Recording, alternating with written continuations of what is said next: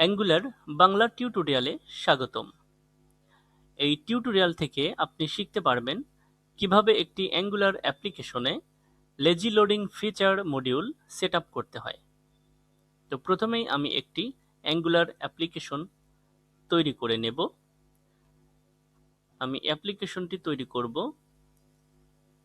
CLI কমান্ডের সাহায্যে এবং এই অ্যাপ্লিকেশনটি আমি স্টোর করব আমার কম্পিউটারের ডেস্কটপে। এই জন্য ডেস্কটপে নেভিগেট করলাম চেঞ্জ ডিরেক্টরি কমান্ডের মাধ্যমে। এবারে ng-new এই কমান্ডের সাহায্যে আমি একটি অ্যাঙ্গুলার অ্যাপ্লিকেশন তৈরি করব এবং অ্যাপ্লিকেশনের নাম দেব ফ্রন্ট এন্ড। যেহেতু আমি lazy loading feature module set up করবো, এর জন্য অবশ্যই আমাকে অ্যাঙ্গুলার রাউটিং অ্যাড করে নিতে হবে। এজন্য আমি Y চাপবো। এখন আপ অ্যান্ড ডাউন অ্যারো কি এর সাহায্যে এখান থেকে স্টাইল শিট ফরম্যাট সিলেক্ট করে নেব। আমি এখান থেকে SCSS এই স্টাইল শিট ফরম্যাটটি সিলেক্ট করে নিচ্ছি। তো অ্যাপ্লিকেশনটি তৈরি হয়েছে, বাট এর কিছু প্যাকেজ ইনস্টল করতে হবে। এই প্যাকেজগুলো npm এর সাহায্যে অটোমেটিকলি ইনস্টল হয়ে যাবে। তো এবারে আমি লেজি লোডিং সম্পর্কে একটু আলোচনা করব খুবই সংক্ষেপে। তা হলো, একটি লার্জ অ্যাঙ্গুলার অ্যাপ্লিকেশনে অনেক রাউটস থাকে, আর প্রথমবার একটি অ্যাঙ্গুলার অ্যাপ্লিকেশন ইউজারের ওয়েব ব্রাউজারে লোড হতে অনেক বেশি সময় নিতে পারে। এজন্য অ্যাঙ্গুলার অ্যাপ্লিকেশন একটি ডিজাইন প্যাটার্ন ব্যবহার করে, আর তা হলো লেজি লোডিং।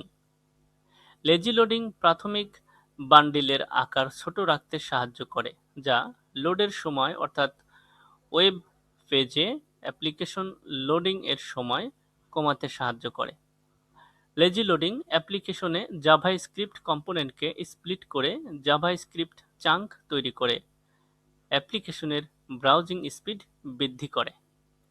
লেজি লোডিং হলো অ্যাঙ্গুলারের একটি কৌশল যা আপনাকে জাভাস্ক্রিপ্ট কম্পোনেন্টসগুলোকে অ্যাসিঙ্ক্রোনাসলি লোড করতে দেয় যখন একটি নির্দিষ্ট রাউটকে অ্যাক্টিভেট করা হয়।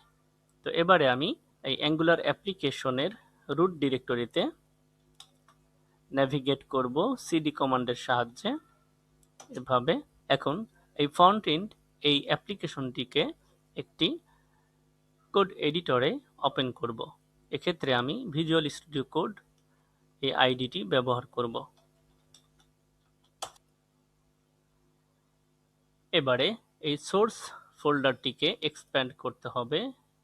যেহেতু আমি ভিজুয়াল স্টুডিও কোড এই আইডি ব্যবহার করছি, এই জন্য এখান থেকে এই এক্সটেনশনটি আমি ইনস্টল করে নিলাম। এখন অ্যাপ এই সাব ডিরেক্টরিটি এক্সপ্যান্ড করতে হবে। তো এখানে আমরা দেখতে পারবো যে অ্যাপ রাউটিং মডিউল নামে একটি মডিউল তৈরি হয়েছে। তো এইখানে আমরা এই অ্যারের মধ্যে এই অ্যাপ্লিকেশনের রাউটসগুলো অ্যাড করে দিতে পারবো। তো এইটা আমরা একটি কমান্ডের সাহায্যে খুব সহজেই করতে পারি। অর্থাৎ আমরা একটি ফিচার মডিউল তৈরি করব এই রাউটিং এর সাহায্যে।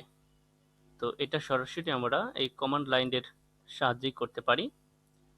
এই জন্য আমাদের একটি কমান্ড লিখতে হবে, তা হলো ng জেনারেট, এর জন্য g লিখতে হবে।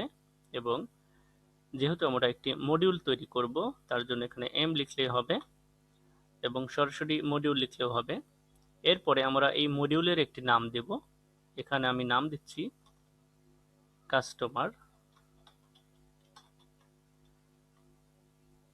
এরপরে যেহেতু আমরা এই রাউটিং এর সাথেই এই ফিচার মডিউলটি অ্যাড করব, এই জন্য একটি এখানে দুইটি হাইফেন দিয়ে লিখব রাউট। এরপর আবার এখানে কাস্টমার্স। এরপর যেহেতু একটি ফিচার মডিউল তৈরি করছি, এই জন্য এরপরে হাইফেন হাইফেন দিয়ে লিখতে হবে মডিউল, এরপরে সর্বশেষে লিখতে হবে অ্যাপ ডট মডিউল। এবার এন্টার দেব। এন্টার দিলে এখানে সোর্স অ্যাপ এই সাব ডিরেক্টরির মধ্যে একটি নতুন ডিরেক্টরি তৈরি হবে, সেটি হচ্ছে কাস্টমার্স, এবং এর মধ্যে কয়েকটি ফাইল তৈরি হয়ে যাবে। তার মধ্যে একটি থাকবে কাস্টমার্স রাউটিং মডিউল, এরপর একটি থাকবে কাস্টমার্স মডিউল, এবং আরও 4টি ফাইল থাকবে। তার মধ্যে একটি ফাইল হচ্ছে কাস্টমার্স কম্পোনেন্টস স্টাইল শিট, এরপরে কাস্টমার্স কম্পোনেন্ট ডট এইচটিএমএল এবং কাস্টমার্স কম্পোনেন্ট ডট টিএস, এবং আরেকটি ফাইল থাকবে সেটি হচ্ছে customers component dot SPC dot T S. এটা হচ্ছে টেস্টিং এর জন্য টাইপস্ক্রিপ্ট ফাইল। তো এখন আমি আইডিতে গিয়ে দেখব। এখানে আমি দেখতে পাচ্ছি কাস্টমার্স নামে একটি সাব ডিরেক্টরি তৈরি হয়েছে, এবং এই কমান্ডের সময় অটোমেটিকলি এখানে এই অ্যাপ রাউটিং মডিউল, এই রাউটিং মডিউলে কিন্তু এই যে একটি পাথ, অর্থাৎ রাউটিং পাথ কিন্তু এখানে অটোমেটিকলি সেট হয়ে গেছে। এখানে পাথ হলো কাস্টমার্স, এবং এর পূর্বে আমরা এই রাউটিং সেট করার সময় এখানে দিয়েছি কম্পোনেন্ট। তো কম্পোনেন্টের পরিবর্তে এখানে হয়ে যাবে লোড চিলড্রেন, যেহেতু আমরা lazy loading feature module set up করছি। তো এবং এখানে এটা ইম্পোর্ট হচ্ছে কোথা থেকে সেই পাথটা এখানে বলে দিতে হবে যে এটা ইম্পোর্ট হচ্ছে কাস্টমার্স মডিউল থেকে। তো কাস্টমার্স মডিউল কোথায় আছে সেটা আমরা দেখতে পারি, সেটা হচ্ছে এই যে কাস্টমার্স ডট মডিউল। এবং অ্যাপ ডট মডিউল এই ফাইলটি ওপেন করলে এখানে আমরা দেখতে পাবো যে অ্যাপ রাউটিং মডিউল এটা কিন্তু এখানে ইম্পোর্টস অ্যারেতে যোগ হয়ে গেছে অটোমেটিকলি অ্যাপ্লিকেশন তৈরি করার সময়।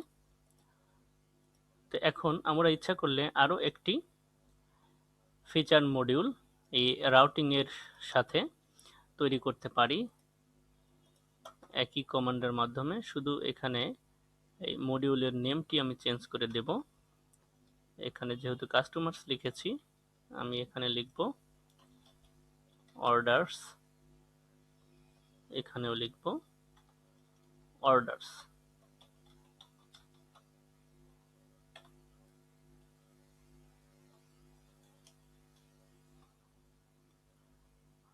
তো এখানে দেখতে পাচ্ছি যে আরও একটি সাবডিরেক্টরি অর্ডার্স তৈরি হয়েছে, এবং এর মধ্যে কিছু ফাইল তৈরি হয়েছে, মডিউল এবং এইচটিএমএল ফাইল এবং টাইপস্ক্রিপ্ট ফাইল। এবং মজার ব্যাপার হলো যে অটোমেটিকলি এখানে অ্যাপ রাউটিং মডিউলের মধ্যে আরেকটি পাথ অ্যাড হয়ে গিয়েছে, এবং এখানে পাথের নামটি হয়েছে অর্ডার্স।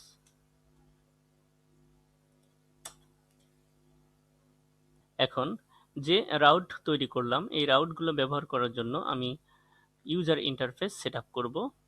এই জন্য এখানে app dot component dot HTML এই এইচটিএমএল ফাইলটা আমি ওপেন করব, এবং এখানে যা আছে শুধুমাত্র এখানে এই রাউটার আউটলেট এটি রেখে বাকি সবগুলো ডিলিট করে দেব, এবং এটা পেস্ট করে দেব, এবং এরপরে এইখানে ইউজার ইন্টারফেস অ্যাড করব।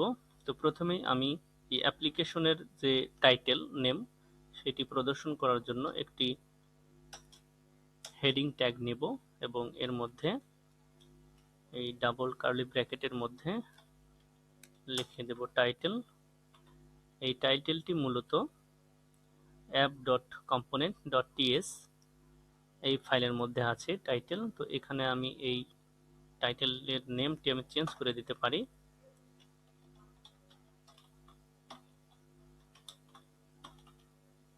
এরপর আমি দুইটি বাটন অ্যাড করব, এবং বাটনের টাইপ দেব বাটন,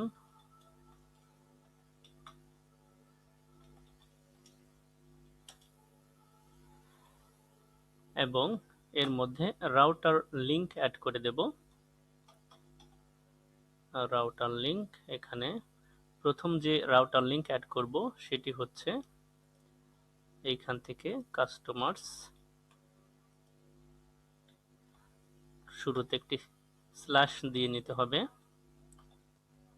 ফরওয়ার্ড স্ল্যাশ, এবং এই রাউটার লিংকটি যে নামে ডিসপ্লে হবে সেই নামটি এখানে লিখে দিতে হবে, কাস্টমার্স। এখন আরো একটি বাটন তৈরি করব এবং এর নাম দেব অর্ডারস, এবং এখানে রাউটার লিংকটি চেঞ্জ করে দেব কাস্টমার থেকে অর্ডারস, এবং আরো একটি বাটন অ্যাড করব যাতে এই বাটনে ক্লিক করে আমরা রুট রাউটে যেতে পারি।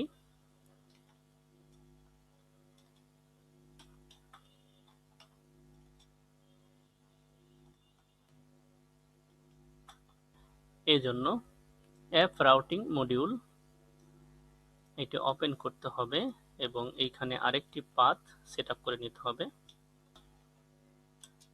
এখানে পাথটি হবে, যেহেতু রুট রাউট এই জন্য এটি ব্ল্যাঙ্ক রাখতে হবে। এরপরে এটি রিডিরেক্ট করবে রুট রাউটে, এই জন্য এটিকে ব্ল্যাঙ্ক রাখতে হবে এবং পাথ ম্যাচ করতে হবে ফুল ম্যাচ, এই জন্য এখানে সিঙ্গেল কোটেশনের মধ্যে লিখতে হবে ফুল। এখন এই ফাইলটি সেভ করে দেব এবং এই অ্যাপ্লিকেশন সার্ভারটি স্টার্ট করব, ng-serve।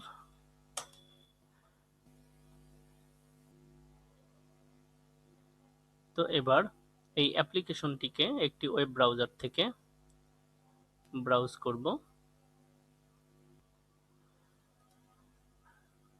এবং এটি প্রপারলি কাজ করছে কিনা এটা বোঝার জন্য ডেভেলপার মোডে ওপেন করতে হবে এবং এখানে গিয়ে নেটওয়ার্ক ট্যাবে ক্লিক করতে হবে।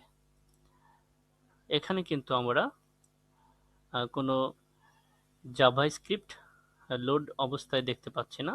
যখনই আমরা একটি রাউটকে অ্যাক্টিভেট করব, অর্থাৎ যে রাউটগুলোকে লেজি লোডিং সেট আপ করা হয়েছে সেইগুলো অ্যাক্টিভেট করার সাথে সাথে এখানে কিন্তু আমরা এই জাভাস্ক্রিপ্ট, এখন আমি এই অ্যাপ্লিকেশনটিকে রুট রাউট দিয়ে অ্যাক্সেস করছি, এই জন্য এইখানে কোনো জাভাস্ক্রিপ্ট চাঙ্ক ফাইল দেখা যাচ্ছে না। তো যদি আমরা এই কাস্টমার্স বা অর্ডারস যে কোনো একটি রাউট অ্যাক্সেস করতে চাই সেক্ষেত্রে কিন্তু আমরা এইখানে জাভাস্ক্রিপ্ট চাঙ্ক দেখতে পারবো। কারণ হলো এই কাস্টমার্স এবং অর্ডারস এই দুইটি রাউটকে আমরা lazy loading feature module set up করে নিয়েছি। তো প্রথমে আমি কাস্টমার্সে ক্লিক করব, কাস্টমার্সে ক্লিক করার সাথে সাথে এখানে কিন্তু আমি এই যে source app customers module ts.js এটা দেখতে পাচ্ছি। এটি মূলত হলো এই রাউটের একটি চাঙ্ক, এবং অর্ডারসে যদি ক্লিক করি সেক্ষেত্রেও কিন্তু এখানে এই যে দেখতে পাচ্ছি। এই টিউটোরিয়ালটি কেমন লাগলো আপনার অনুভূতি জানিয়ে লাইক, কমেন্ট এবং শেয়ার করুন, এবং কোনো জিজ্ঞাসা থাকলে অবশ্যই কমেন্ট বক্সে কমেন্ট করে জানাতে ভুলবেন না।